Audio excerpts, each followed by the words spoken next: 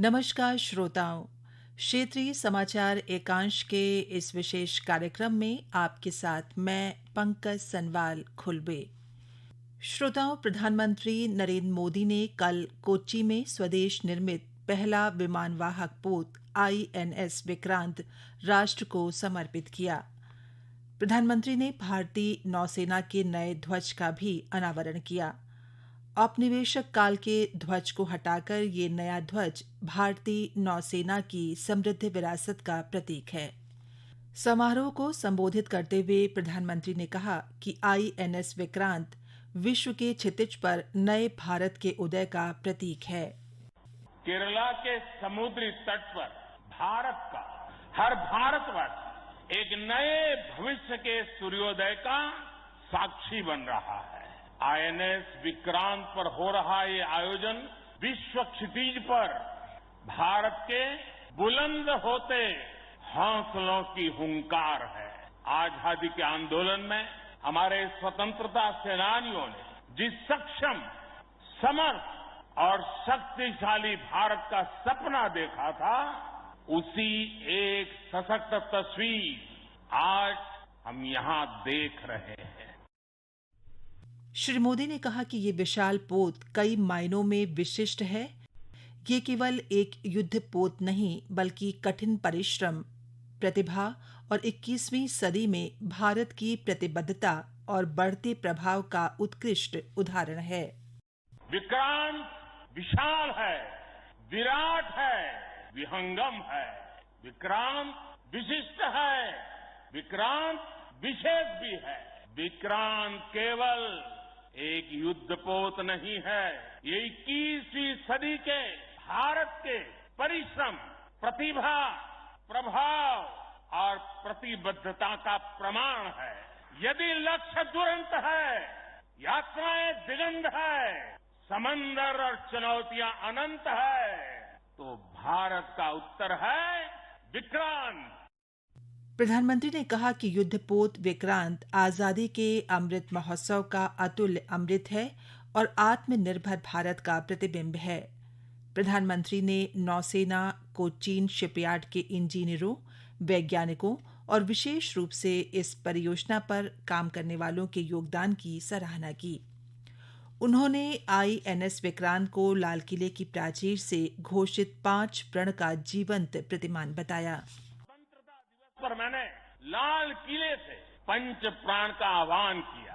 इन पंच प्राणों में पहला प्राण है विकसित भारत का बड़ा संकल्प। दूसरा प्राण है गुलामी की मानसिकता का संपूर्ण त्याग। तीसरा प्राण है अपनी विरासत पर गर्व।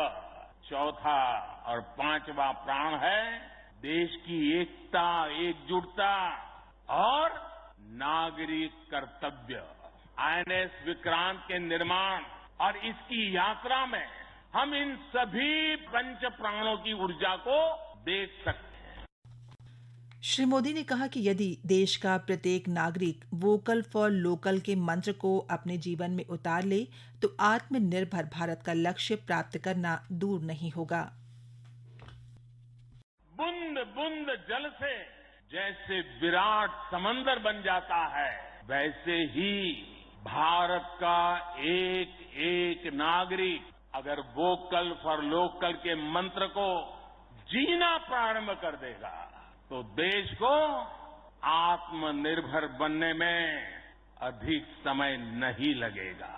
जब सभी देशवासी लोकल के लिए वोकल होंगे, तो उसकी गूंज सिर्फ भारत में ही नहीं, बल्कि पूरी दुनिया में सुनाई देगी। इस अवसर पर रक्षा मंत्री राजनाथ सिंह ने INS विक्रांत का नौसेना में शामिल होना एक ऐतिहासिक अवसर बताया। अमृतकाल के प्रारंभ में INS विक्रांत की कमीशनिंग अगले 25 वर्षों में राष्ट्र की सुरक्षा के हमारे मजबूत संकल्प को दोहराती है। INS विक्रांत एक एस्पिरेशनल और सेल्फ रिलायंट इंडिया का एक एक्सेप्शनल सिंबल है। यह एक आइकन है राष्ट्र के गौरव का, राष्ट्र की शक्ति का और राष्ट्र के संकल्प का। इसकी कमीशनिंग इंडिजिनस वारसिप और कंस्ट्रक्शन की राह में एक अनप्रेसिडेंटेड अचीवमेंट। श्रोताओं, आईएनएस विक्रांत रक्षा क्षेत्र में आत्मनिर्भर भारत का एक चमकता हुआ प्रकाश स्तंभ है। इसे देश के प्रमुख औद्योगिक घरानों के साथ साथ 100 से अधिक सूक्ष्म, लघु और मध्यम उद्यमों द्वारा आपूर्ति किए गए स्वदेशी उपकरणों और मशीनरी का उपयोग करके बनाया गया है। एक रिपोर्ट।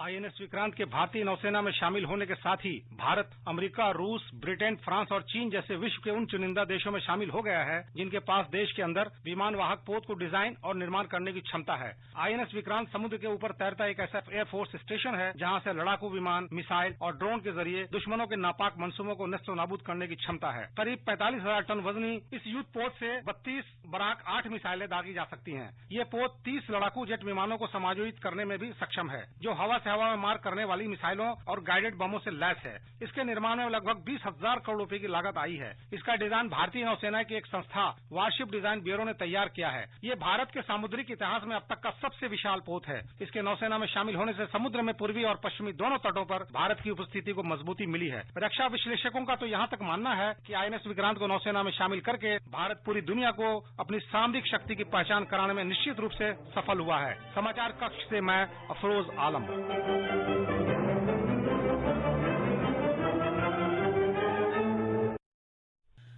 श्रोताओं, पूरे देश में 1 सितंबर से 30 सितंबर तक महिला और बाल विकास मंत्रालय राष्ट्रीय पोषण माह मना रहा है।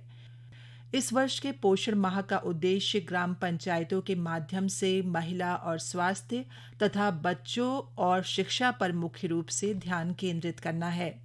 इस अभियान का मुख्य उद्देश्य पोषण माह के दौरान स्वस्थ भारत के परिकल्पना को साकार करने के उद्देश्य से बच्चों, गर्भवती महिलाओं और किशोरियों पर विशेष ध्यान के साथ साथ पोषण के महत्व पर जागरूकता फैलाना है।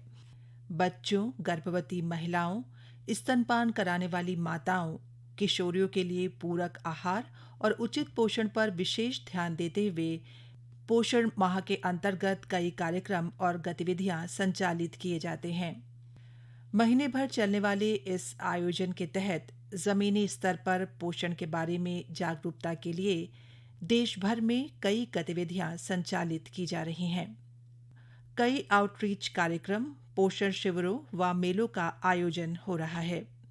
जिला पंचायती राज अधिकारियों के मार्गदर्शन में पोषण पंचायत समितियां स्थानीय स्तर पर एएनएम, आशाओं व अन्य स्वास्थ्य कर्मियों के माध्यम से महिलाओं, बच्चों और किशोरियों में कुपोषण की पहचान करके उन तक पोषण से जुड़े कार्यक्रम का लाभ पहुंचाने में अपनी भागीदारी निभा रही हैं।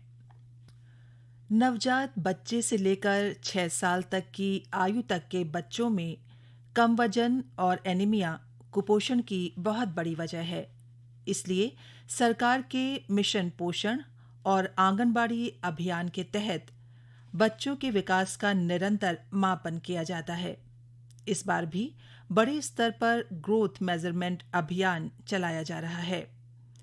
ज्यादा से ज्यादा तादाद में लोगों को आंगनबाड़ी सेवाओं के दायरे में लाने का प्रयास किया जा रहा है।